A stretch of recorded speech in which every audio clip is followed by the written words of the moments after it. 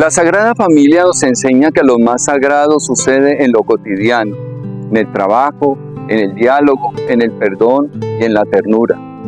Dios habla en lo cotidiano de nuestra vida y lo hace a través de signos humanos. José, María y el niño Jesús vivieron con sencillez porque eran pobres, pero la pobreza no era una excusa para la expresión del amor profundo que sostenía cada paso que daban.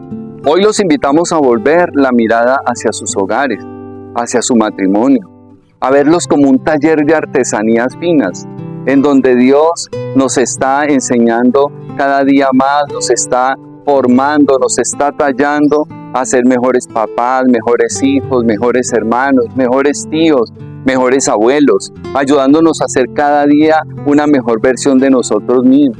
Y Él lo está haciendo con cada uno y con todos, está ahí.